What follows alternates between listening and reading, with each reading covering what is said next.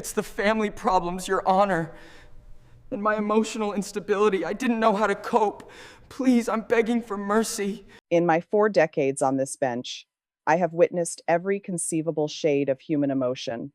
I have seen the trembling hands of the truly broken and the hollow gaze of those who have lost everything. But I have also seen the mask. I have seen the calculated performance, the rehearsed sob, and the tactical deployment of a white handkerchief. You see, a courtroom is a sanctuary for the truth, but for many, it is merely a stage. I have learned to stop listening to the words and start observing the mechanics of the lie. I watch the way a shoulder tightens when a difficult question is asked. I watch the way an eye darts to the gallery to measure the impact of a tear. In this room, silence is my most powerful tool. In silence, the truth eventually feels crowded and forced to step out of the shadows. Take a look at Julian Vane. He is 24 years old, standing at the podium as if the weight of the world is crushing his spine. He is charged with high-speed, reckless driving and a felony hit and run that nearly claimed the life of a retired grandfather. But looking at him now, you would see a portrait of a victim. His head is bowed, his frame is shrinking, and he is dabbing at his eyes with a pristine tissue that remains strangely dry. This is a classic maneuver I call the martyr's pose. It is designed to bypass the facts of the case and appeal directly to the primal instinct of pity. But I can see through the fabric of the act. He isn't mourning the life he shattered. He is mourning the freedom he is terrified to lose. Mr. Vane, please step forward to the podium and do me a favor, put that tissue away. I want to see your eyes when we address these charges. The room falls into a heavy, expectant silence. Julian freezes, his hand hovering near his face. Slowly, reluctantly, he lowers the handkerchief. His eyes are slightly red, perhaps from a lack of sleep or the sheer stress of being caught, but they are devoid of the genuine salt and swelling that accompany true remorse. There it is. Did you catch it? That fleeting micro expression of cold calculation. For a split second, the mask of the wounded boy slipped, revealing the sharp, survivalist instinct of a man who knows he is being watched. He thinks this is a game of emotional leverage. He believes that his youth, his appearance of distress, and his rehearsed sorrow will act as a shield against the consequences of his actions. He expects me to see a child who made a mistake, but on this bench, we do not trade in the currency of tears. We trade in the hard, unyielding currency of accountability. Mr. Vane, the evidence before me states that you were traveling at 95 miles per hour in a residential zone. It states that after you struck Mr. Miller's vehicle, you did not stop. You saw the smoke. You saw an elderly man struggling to claw his way out of a crumpled car. And in that moment, instead of helping, you pressed the accelerator. Tell me, Julian, were you sobbing then? Or did this profound sorrow only manifest once the police knocked on your front door? Julian's lip begins to tremble, his voice coming out as a thin, fragile whisper. Your Honor, I was just so scared. I didn't know what I was doing. I've been going through so much with my family lately, and my mental state was stop right there, Mr. Vane. I am not here to audit your personal hardships or your family's history. I am here because of the cold, hard asphalt that Mr. Miller was forced to lie on while you were driving home to hide your vehicle in a garage. We are done with the performance. Let's speak about the truth, the real truth. Fear is a primal instinct, Mr. Vane. It is the body's natural response to danger. But there is a profound difference between the fear of a man who has caused a tragedy and the fear of a man who has simply been caught. You tell this court you were scared. You tell me your mind was in a dark place. But let's look at the geometry of your fear. When your car impacted Mr. Miller's vehicle, fear would have normally dictated a pause, a moment of shock, a human instinct to see if the other person was breathing. Instead, your fear was remarkably efficient. It directed your foot to the floorboard. It steered your car through a red light. It guided you home, where you meticulously pulled a tarp over the damage. That isn't the behavior of a confused child. That is the behavior of a person who is prioritizing their own convenience over a human life. Look at Julian's hands. He is gripped by a sudden tremor now that I am detailing the timeline. But watch closely. The tremor only intensifies when my eyes meet his. When I look down at my notes, his hands stabilize. This is what we call situational performance. He is monitoring my level of attention to calibrate his level of distress. It is a exhausting way to live, Julian, trying to maintain a fiction while the truth is sitting right here in a police folder. We need to talk about Mr. Miller while you were at home, perhaps starting to rehearse the very apology you just gave me. Mr. Miller was being cut out of his car by the jaws of life. He is 72 years old. He has spent 30 years teaching history to teenagers just like you. He is a man who believes in the social contract, the simple idea that we look out for one another. He was sitting at a red light, thinking about his grandson's birthday, when your 95-mile-per-hour reality shattered his world. He has 2 fractured ribs, a concussion, and a fear of driving that will likely stay with him for the rest of his life. The silence in this courtroom right now is heavy because everyone here can feel the gap between your tears and his pain. You said you've been sick about this. If that were true, the phone at the precinct would have rung on Tuesday night. It would have rung Wednesday morning, but it remained silent. For 48 hours, you lived your life. You ate, you slept, you spoke to your friends. You only became sick when the officers identified your plate and arrived at your door. Sorrow is an internal emotion. It is what you feel for yourself when things go wrong. But remorse? Remorse is an action. Remorse is the uncomfortable, gut-wrenching decision to face the consequences of what you've done, regardless of the cost to yourself. I see plenty of sorrow in your eyes, Julian. I see a young man who is very rut you so about the fact that he is standing in front of me today. But I am searching for a single grain of remorse, and so far, the soil is completely dry. Tell me, Julian, in those 2 days of silence, did you ever once pick up the phone to ask if the man you hit was still alive, or were you too busy calculating the cost of the bodywork on your car? The question hangs in the air, cold and unyielding. Julian's mouth opens, but no sound comes out. The dry tissue in his hand is now crushed into a tight, forgotten ball. The performance is starting to crack, and for the first time today, the room is truly, hauntingly silent. You mentioned your family struggles, Julian. You mentioned your mental state as if it were a shield you could raise to deflect the consequences of your own choices. In this courtroom, I see many people who are genuinely struggling. I see those who have been crushed by the weight of systemic failure, by poverty, or by sudden, inexplicable loss. But when I look at you, I don't see a man struggling with life. I see a man struggling with the reality that, for the first time, your actions have outpaced your ability to talk your way out of them. There is a specific kind of narcissism in using your own hardships to justify leaving another human being to die on the side of a road. It is a form of emotional theft, trying to steal the sympathy that belongs to the victim and claiming it for yourself. Look at the way you are standing now. Notice how your shoulders have dropped further, your head tilting to the side, trying to appear small and fragile.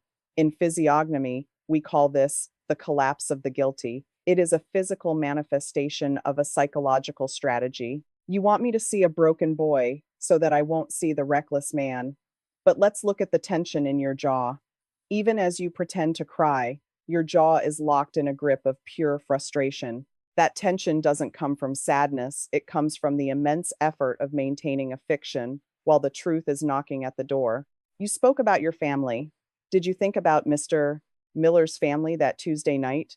Did you think about his daughter, who had to receive a phone call from a trauma center because you were too busy protecting your insurance rates? While you were hiding in your room, feeling sorry for yourself, an entire family was held in a state of terror, not knowing if their grandfather would ever walk again. Your hard time did not involve broken bones or a crushed chest cavity. Your hard time was merely the inconvenience of having to live with a secret for 48 hours. In this courtroom, we value the human experience, but we do not allow it to be weaponized.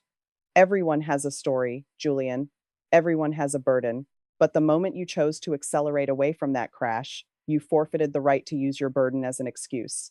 A mental state is not a get-out-of-jail-free card for basic human decency. When we lose our sense of responsibility toward one another, we lose the very thing that makes us a community. I want you to look at the photos on the screen, Julian. Not the photos of your car, but the photos of the scene. Look at the skid marks. They show that you didn't even tap the brakes after the impact. You didn't hesitate. You didn't doubt. You just left. Now, tell me again about your mental state in that exact moment. Was it confusion, or was it a calculated decision to save yourself at any cost? The silence that follows is not just the absence of noise.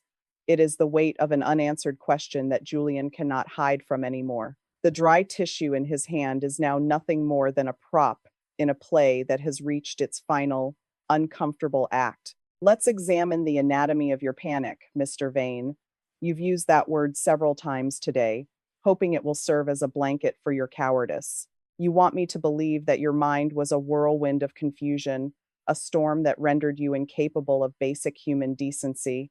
But panic is a visceral, disorganized explosion of emotion. It is chaotic and loud. What I see in the police report is something far more chilling. It is precision.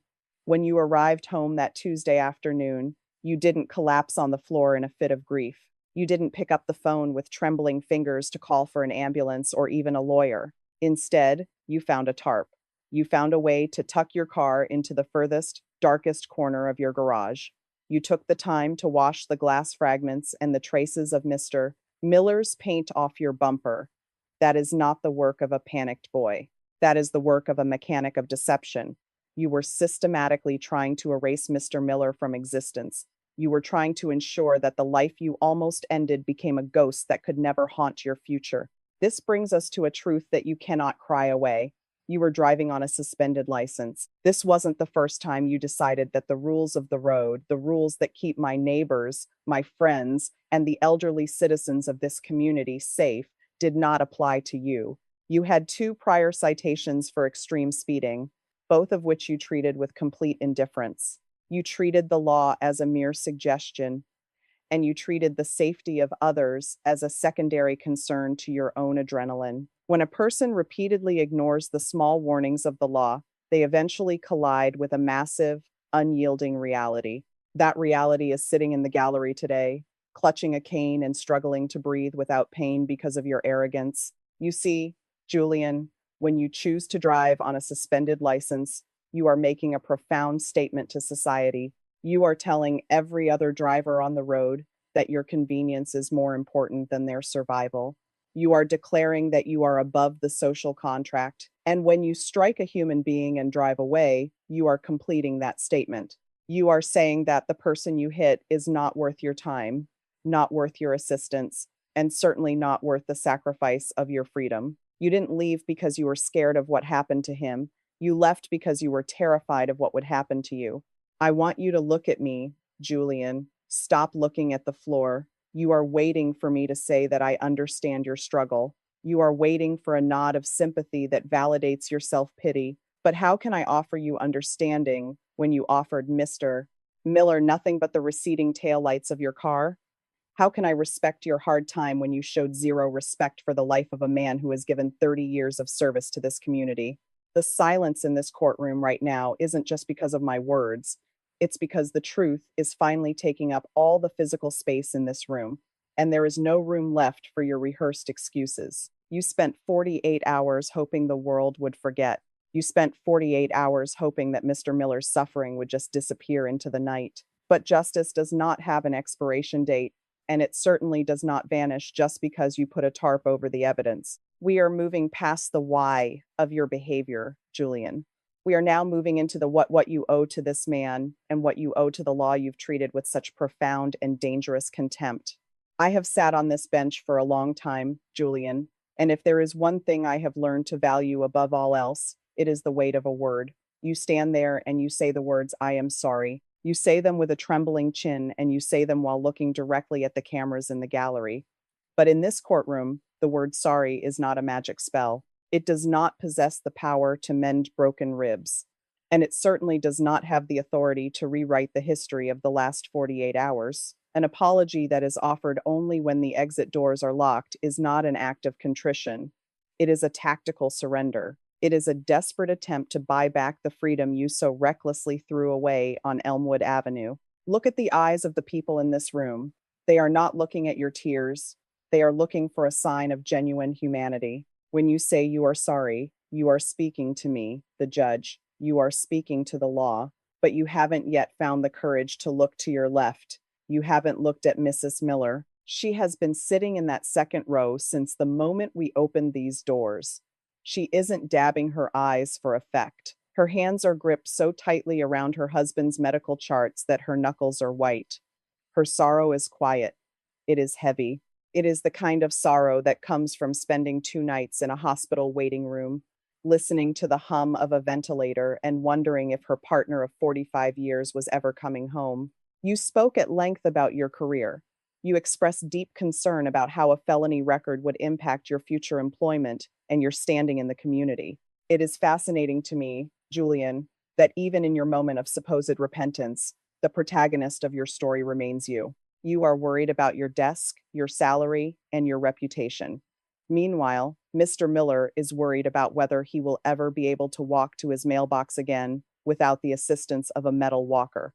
The staggering imbalance of your concern is the most honest thing you have shown us today. It reveals a fundamental lack of empathy that no amount of rehearsed sobbing can conceal.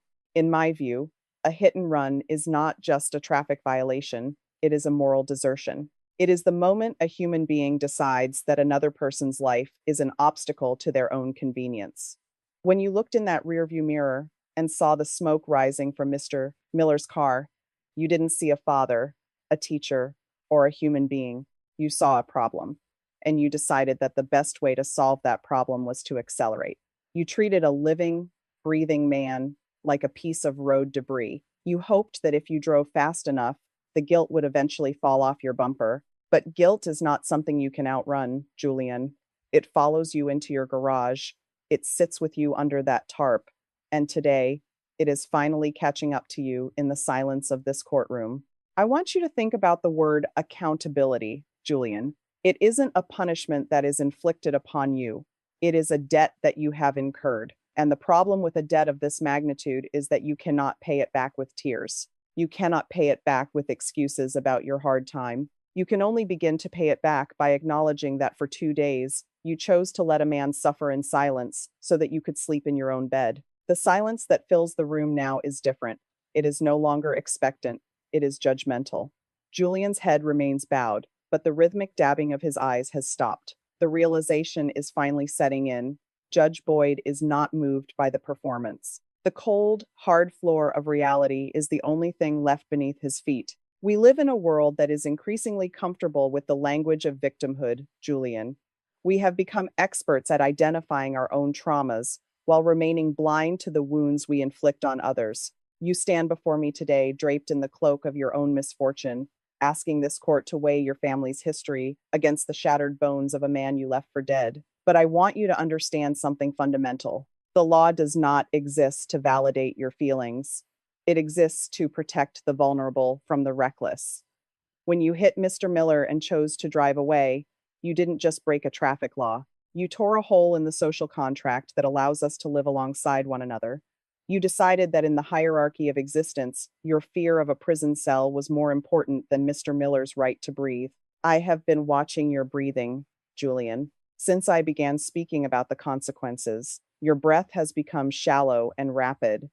In the study of human behavior, we call this the autonomic response of a trapped ego. You aren't hyperventilating because of the pain you caused, Mr. Miller. You are hyperventilating because the walls of this courtroom are finally closing in on the exit strategies you've spent 48 hours constructing. You are realizing that the tears you brought as a currency are worthless here. They cannot pay for the trauma you visited upon an innocent family. They cannot erase the image of you meticulously tucking a tarp over a damaged car while a grandfather was being rushed into emergency surgery. The most disturbing part of this case is not the speed at which you were driving, though 95 miles per hour in a residential zone is an act of sheer madness. The most disturbing part is the silence that followed. For 2 full days, you had the opportunity to be a human being. You could have walked into any police station.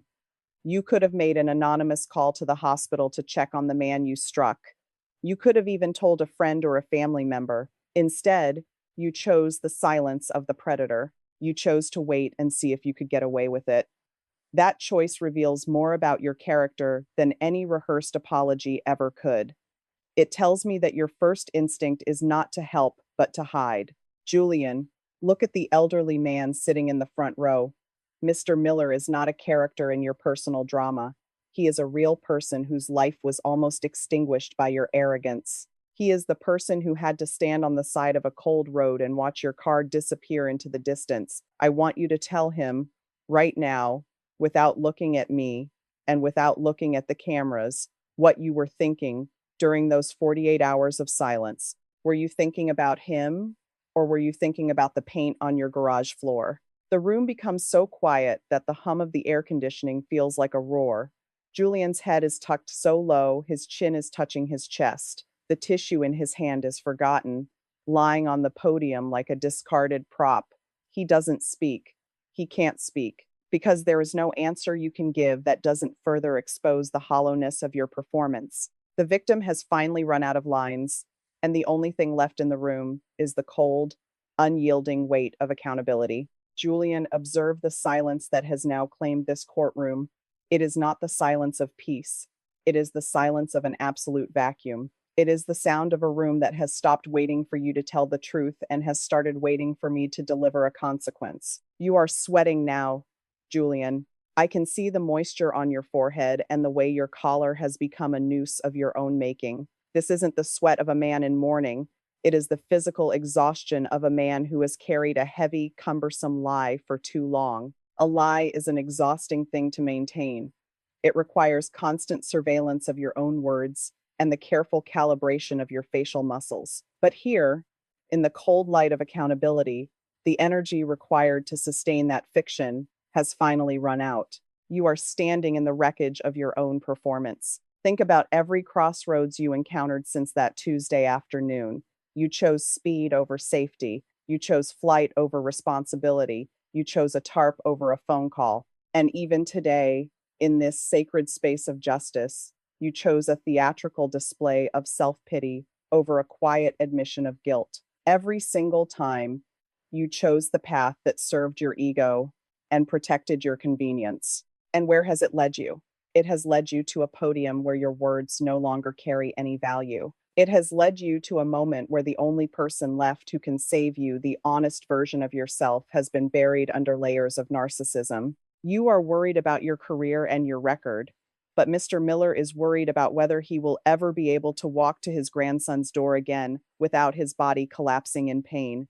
There is a profound indignity in your attempt to equate your mental state with his physical destruction.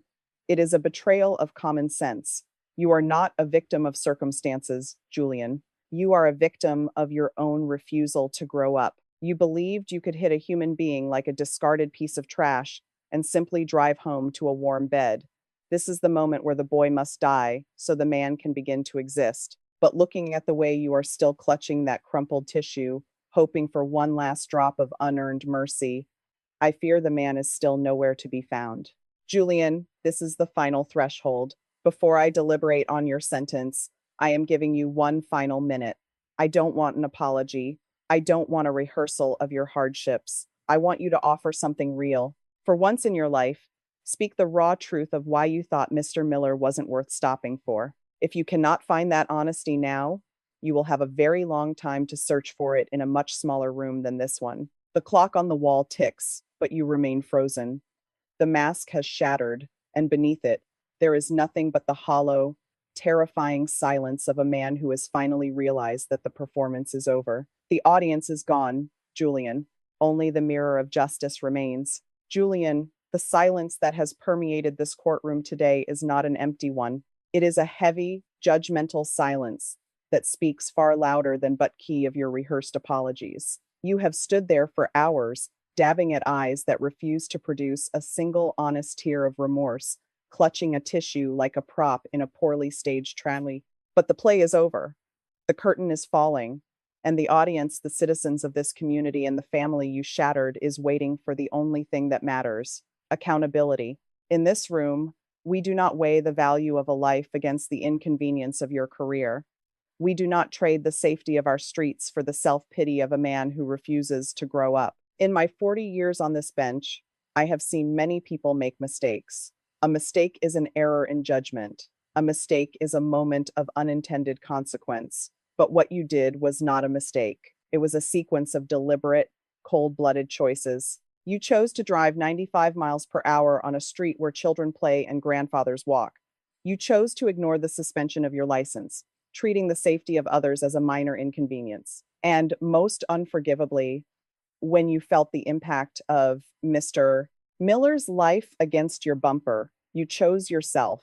You chose to flee. You chose to hide. You chose to prioritize your insurance rates and your clean record over the blood of a 72-year-old man lying on the asphalt. You asked for mercy because you are young. You asked for understanding because you have had a hard time. But where was your mercy when Mr. Miller was trapped in his vehicle, struggling to breathe? Where was your understanding when he was lying on the cold pavement, watching your taillights disappear into the night? You are not a victim of your circumstances, Julian. You are a victim of your own profound lack of character. You have broken the social contract that holds us together, and you have done so with a chilling level of narcissism. You are more upset about the felony on your record than the fractures in Mr. Miller's ribs. Therefore, it is the judgment of this court that you be sentenced to the maximum term allowed by law for felony hit and run, reckless driving, and driving on a suspended license. You are hereby sentenced to 4 years in state prison. You will also be required to pay full restitution for every cent of Mr. Miller's medical bills and the damage to his property. Your deductible is not his problem, it is your debt to society. Furthermore, your driving privileges are permanently revoked. You have proven that you cannot be trusted with the responsibility of operating a vehicle among other human beings. You have forfeited that right through your arrogance and your cowardice. I hope that during your 4 years of silence in a cell, you finally find the tears you've been trying so hard to fake today. Not tears for your lost freedom, but tears for the man you almost killed. Maybe then you will understand what it means to be a man. This case is adjourned.